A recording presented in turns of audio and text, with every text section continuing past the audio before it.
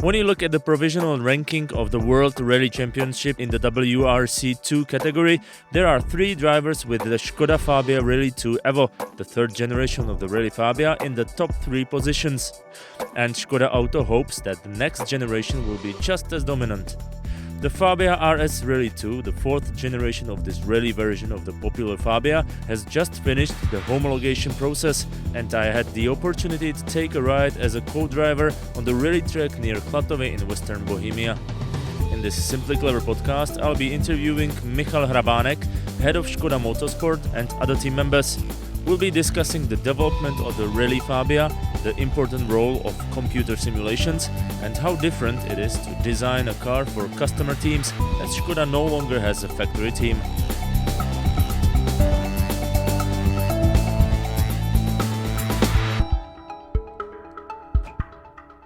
We're standing next to the new generation of Rally Fabia, RS Rally2. This is basically the very basic part of the car itself, the frame, the bodywork. So what car is it? Like, for what category of rally is it?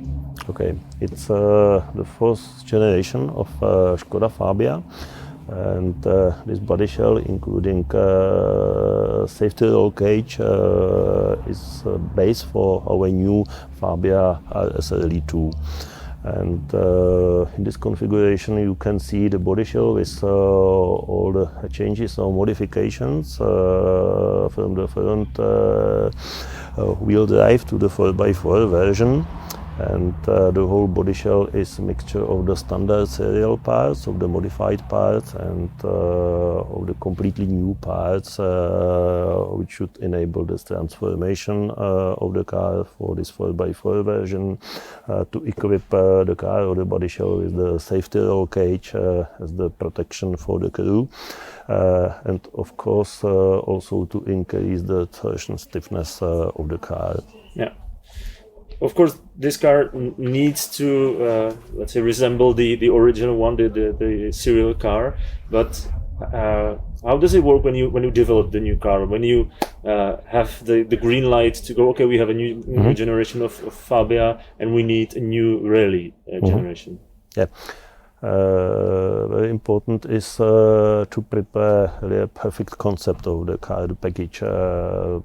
It's based on the technical reglement for this category, for the Rally2, and there is precisely described what we have to keep without any modification, what's possible to modify, and what is allowed to do completely new. And it's a really very demanding but very important job for our designers and for our engineers, because there's a little bit freedom in the positions, for example, for the engine and for some suspension parts. And it's every time about a compromise, because each modification doesn't mean automatically an improvement. That's why it's about very precise calculation, and of course very valuable or very important is our experience from previous models or previous projects. But finally, at the end of the day, we know exactly where the engine should be located, what should be the position of the transmission, how can we fit the suspension.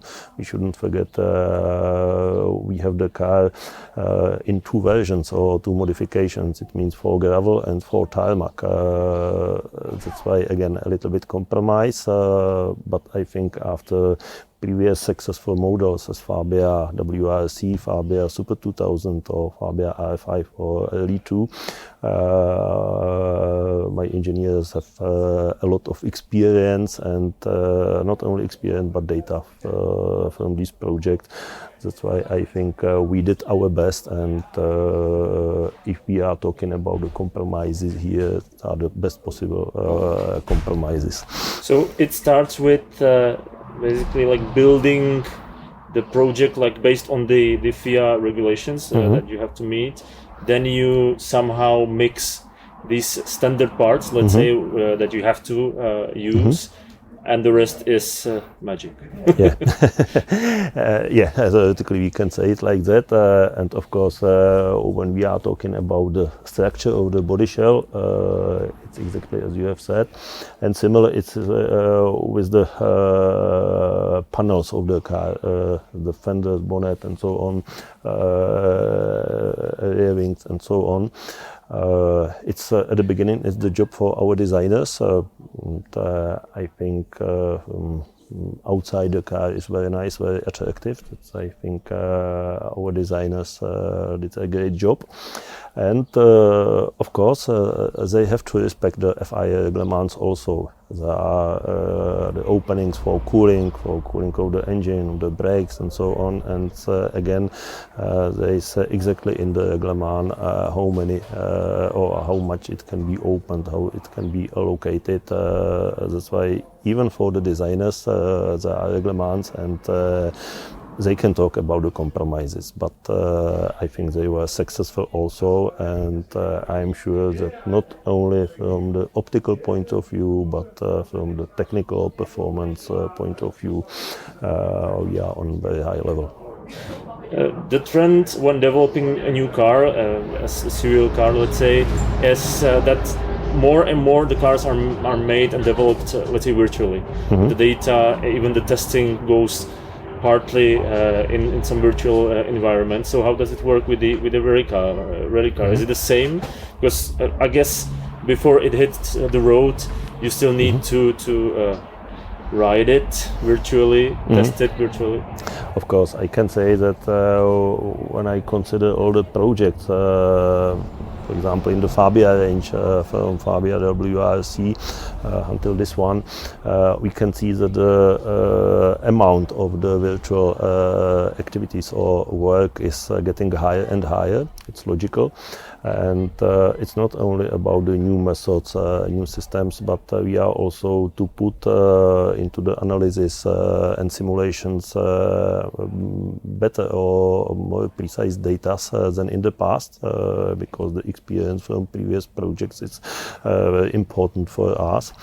That's why I would say it's quite normal and let's say steady improvement and work with the computer simulations. And I would say especially this project was affected by the COVID also.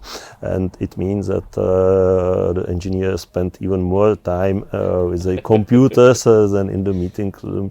That I think it's the last possible level of the computer simulations which we can see in this car. We followed up on this topic with Aleš Rada, head of racing car engineering at Škoda Motorsport. At the press event, Škoda also presented the Rally Fabia's engine, disassembled down to the last screw, and the simulations, for example, of the exhaust system and the fuel exchange in the valves. We're sitting next to the two generations of Rally engine for Fabia. This is a Fabia Rally EVO. Behind you there is RS Rally2, the newest generation. When I'm looking at these parts, for me it looks exactly the same. I don't see any difference. But how much different these two engines are? Like, how big is the step between these two generations? When we defined the engine for the first or predecessor of the current car, it was roughly year 2013, and in those time we were searching for the engine with the cylinder head, with the standard cylinder head without integrated exhaust manifold. And because of that, we decided to use the engine from China. And during the years, step by step, the situation in the standard production and standard development was changed. And when we did the same decision before we started to develop the car, Fabia RS Rally2, the situation was different. And I'm going to say that the cylinder head on the new engine is already with the integrated exhaust manifold, which is maybe from the outside the biggest difference between both versions of the engine. How difficult is to build the engine or develop the new engine when you have to meet all these rules made by FIA? When you have to, because I guess there are quite a lot of like things that you really had to take care of. Like it's by the rules. Yes, it is so that rules strictly defines what is allowed and what is not allowed is forbidden. Therefore, we have to respect and fulfill all the conditions which are written in the regulations, and there is mandatory to behave like this. Nevertheless, there is existing some free area, some potential what is allowed in our technical work, and this is, let's say, the spirit of our activity to gain from this possibility using the standard hardware and transfer such a hardware using some technical ideas to gain from the positives, and on the other side as well, it could happen that there is as well some drawback in the serial solution, which is difficult to be implemented in the rally. But the task is for the engineers as well to compensate and somehow try to reduce this drawback to bring to the rally application the best working solution. So what do these rules limit? Like I guess there's some rule how much serial parts you need to use or must use, and what are the other limits? When we will take not only the engine but complete car part to part, for each part we can find in the regulation some words, some lines which says what is allowed.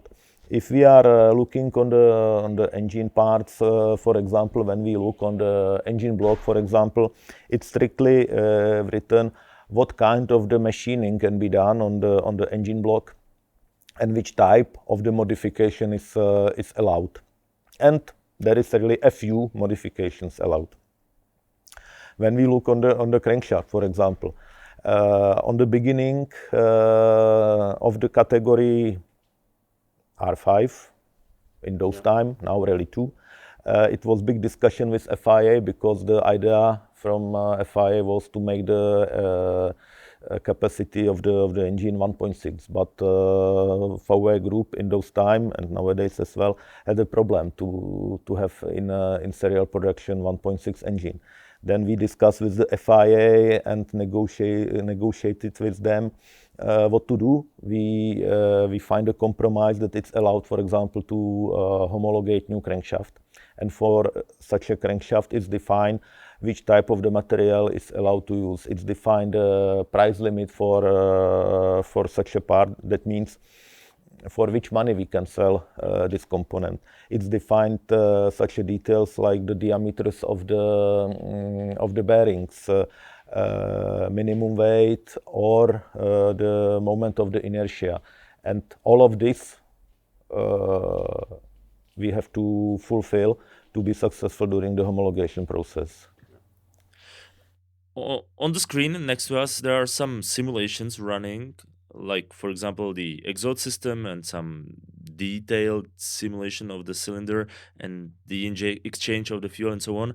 I was just curious, how much of the development is made, let's say, virtually, working with data, and how much is the, let's say, manual work? Even though I understand that it goes together or you cannot separate, how much of the development is virtual, let's say? Anyway, with better and better computers, the role of the numerical methods and the simulation is growing up every year. And when I started at the motorsport many years ago, the usage of numerical method was really minimum, and we tested everything in hardware and did a lot of investigations, lot of tests, and everything was done, let's say, manually. Each project, step by step, the percentage of the numerical methods is higher and higher. It's very difficult to say if it is 50 or 60 or 40% for the development. But what is, I think, clear on the last project, as well because of the corona problems. Complete first year of the development of the car and the engine itself was done by numerical methods, because from home office type of the work, the designing and simulating the parts, it was one of the activity which was manageable even sitting at home. Maybe two broad questions, but what can you improve with these simulations? Because there's this simulation of the exhaust system, so it somehow reflects how the fumes are going through the whole system. I understand that, like with some modifications, you can improve basically the power of the engine. Yes, you can do a lot of things, because you can improve the performance, you can improve reliability, you can reduce the weight, and so on. The big benefit of the numerical methods is that really you are able to find optimal point for your request from many design parameters. While if you have just some hardware solutions, you have 2 or 3 solutions which you are defining based on the strictly defined parameters like length, diameter, size, etc. But with the numerical methods, you can vary almost everything much easier than on the hardware. That means you can really able to optimize and find optimum amongst many parameters which time to time can be one against each other. For example, durability very often is against the weight. Yeah. If I would mention some areas where the numerical methods are used, then quite big area of the numerical simulations is finite element methods which are used for optimization of the weight and the durability of the parts. Another area, especially in the engine, is, for example, optimization of the cooling system, because the heat transfer between the engine and the other part of the engine bay is as well important feature of the combustion engine, and it has to be treated, and the cooling system has to be designed for such a engine. And what you can see here on this screen is a so-called CFD simulation of the air or mixture of the air and the fuel, how the fuel is burned in the combustion chamber, how the air is sucked to the combustion chamber. This can help, for example, to optimize the channels in the cylinder head, how the flow of the air bring to the combustion chamber to create the proper mixture between air and the fuel. Later on, once the fuel is burned, the exhaust or the gas is going to the turbocharger, and again to find the proper functions between the engine itself and the turbocharger. This is as well the task for numerical methods to use the both turbo and engine on the best working point.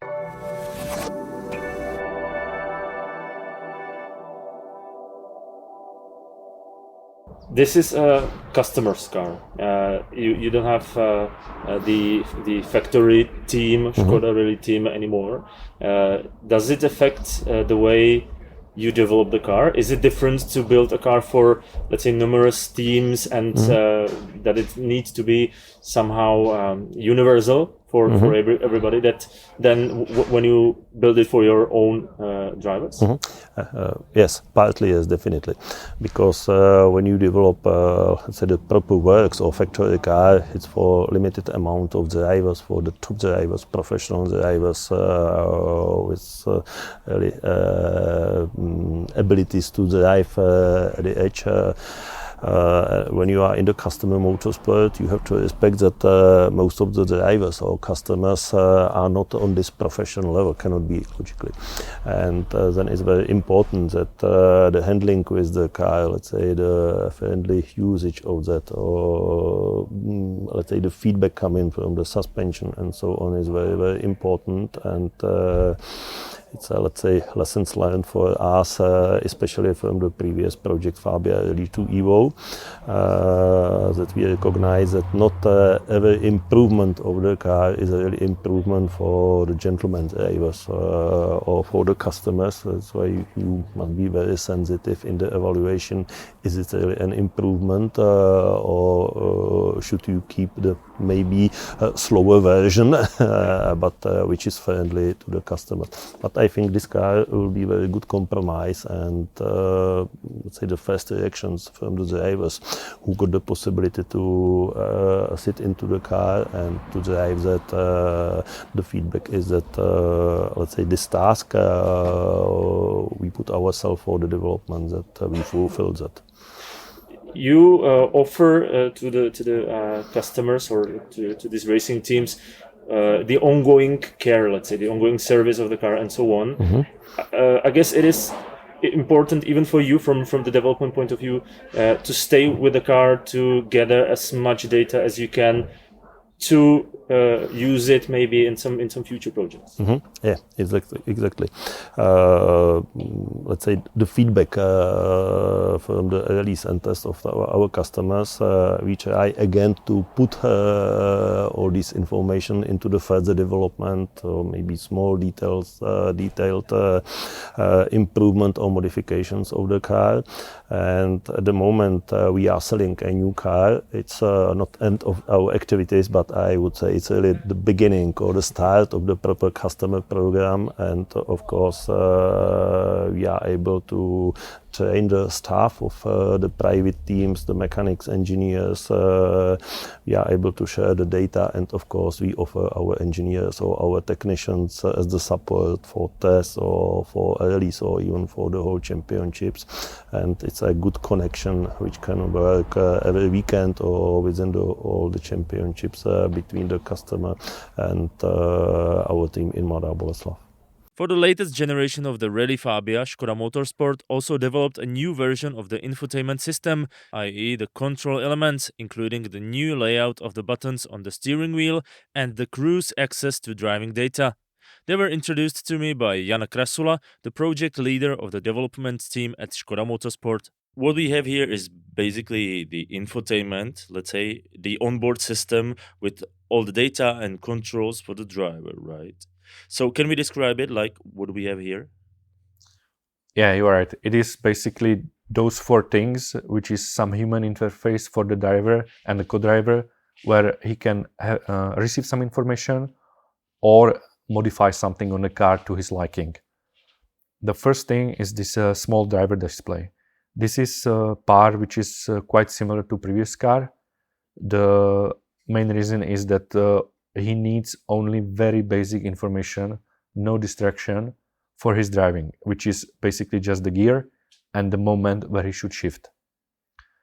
Second thing for the driver is these buttons on the steering wheel, which is on the contrary quite a big difference from the previous car, and where we were working quite a lot to improve and give them more possibility to operate with the car while they have still the hands on the wheels, so they are not distracted with searching some buttons or something else. It is divided into two areas. On the top is the main things, which is the wipers, washers, speed of the wipers, lights, launch start, and the setting of the engine maps and the setting of the extra lights. And as well the button, which is this Škoda sign, and this serves to start the engine. And the reason why this Škoda sign it is in the middle is because that on the stage it can happen that you stall the engine while you are sliding or something else. So middle is always in the middle, so you don't have to search for it. And as well there are some other controls which are important for the drivers, but let's say he doesn't need to use them during the stage. So they are there, but not at the. You need the other controls more. The things which are also in the car are these two things in the middle. This is a main display. This one is much bigger than in previous car, has a better quality of the image. The reason for that is that since you are driving in a rally car, there is a lot of excitement, some shaking, jumping or whatever. And with this, it's a bit difficult to see the values. Yeah. So if you have a bigger and nicer screen, it is easier to look down there to see what you need. Normally, as a rally driver, you care only about that, and you watch here only in case of some problem. Yeah. And the last point here is this central panel, which is placed between the driver and the co-driver. Both of them can use it. This one is also heavily modified from a previous car. We had some inputs from our drivers and our customers that especially for the co-drivers, when they are tall or when they are short and they have different position of the seat, it's quite difficult for them to reach all the buttons. So we make it quite compact. So it is easy to reach all of the buttons. There are, let's say, two types of the buttons. One of them is a mechanical. These are on purpose, protruding from the face. So when you have a gloves, you can reach them just by the touch. You don't have to have a look. And the second less important buttons are in the form of this touch display. And with this touch display, we can change, depending on the mode of the car, the buttons. So we, at the end, need less of them. This display is not just to show the data during the driving. It has a service mode where you have additional values, where you have some tests which you can do between the stages if you have some problem, and then you can communicate with your engineer and try to find the source of the problem. You have some analog inputs if the sensors are right or wrong, and of course values in different manner, and alarms in a case some alarm should be there. Yeah. It's not only that. For this car we also developed some new feature which is quite a trend in the rally sport nowadays. When the crews are between the stages and they have, for example, the same stage in the morning and in the afternoon, they tend to have a look on their first pass through the stage, to have a look on board and try to improve, either memorize better the stage or find a missing pace note or modify the pace note. For that, we have a new feature. You can take from the onboard camera the SD card, plug it to this display, and from the display you can play what you recorded. You hear the voices in your headset, so you can basically work on your pace notes and on the memorizing of the stage. Yeah. So, generally speaking, you're trying to make the system as user-friendly as possible, and also kind of like as universal as possible, because it's car for customer teams. So you need to reach some compromises, as you mentioned, like somebody's tall, somebody's short, somebody has a different driving style, but still, when he holds the wheel, and he somehow needs to have these buttons in some ideal position or ideal, like, for all the drivers. Yeah, this was actually quite a big challenge. In the past, when we were factory team, we were preparing the cars for each drivers, of course within the regulations. One of the things which were differing quite a lot was these steering wheel buttons, because each driver prefers something else. And now when we had 4 testing drivers, all of them have different preferences. So it was quite a challenge to find one layout which would suit them all and they would be happy. So we are confident once whoever will start the car, it will be somehow useful for him and he will not struggle with some, let's say, ergonomy to use the car. Yeah, and also you're working with the, let's say, top-notch drivers, which are like competing for the, let's say, winning the World Championships, yeah. And also some drivers which are more, I don't want to say hobby drivers, but let's say not that good drivers who enjoys the driving, and not the professionals sometimes. So you need to work like the top-notch professionals need to have like all the data they need and on the same page. Like these not that professional drivers need some car they can, let's say, control easily. Yeah, and sometimes the drivers are swapping the cars and so on. So we want that once you will go in a Škoda, it will be easier for you to get familiarized with, and everything will be, let's say, easy for you to use it. So hopefully you come back to Škoda again.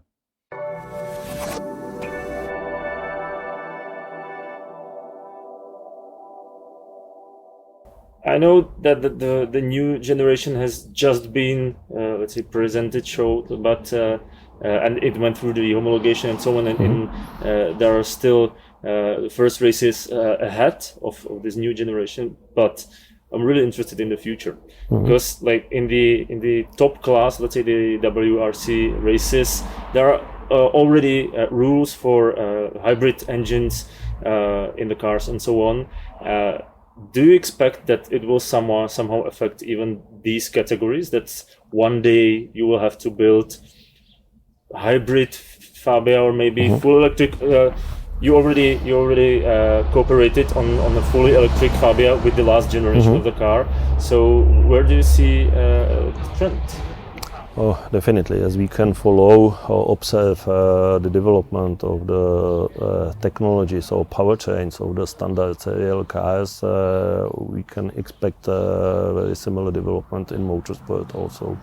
I think we have to divide between the categories or disciplines. Nowadays you can see more electric cars or categories on the circuits. It's logical because everything is under control, and I have to say all these projects are factory projects, so on the highest possible technical level, and of course very expensive. That's why not something which the normal customer teams could achieve at this moment, but probably it's a question of the time that one day it will come down in the pyramid of the categories. But in rally sport, as you have mentioned, this year is the first season for WRC cars with the hybrid powertrain. I have to say the car is completely different. It's not the body shell as you can see it here, but it's completely a different design or construction of the car. But I think a good experience for everybody. At the same moment, I have to say, of course, very expensive again. But you know that in last 2 years we were developing the previous versions of Fabia Rally2 EVO with as a full battery or electric vehicle in the cooperation with the Austrian company Kreisel. And it was very good say technical exercises for us, very good laboratory, and I think we show it many times that the car is really very fast. It can work. Even the weight of the car was somehow acceptable. That's why it can be the way into the future, but I don't expect it in, say, within 35 next years. And even the authority as FIA is now keeping or promised the stability of the reglement or technical rules for this category, because there is really a huge difference between the professional factory team and the private teams in the customer support. But definitely for us, we wouldn't like to sleep or to lose the contact with the newest development in the motorsport, and that's why I think one day we would like to prepare again this car, this new version of Fabia Rally2 with some alternative powertrain. Škoda. Simply clever.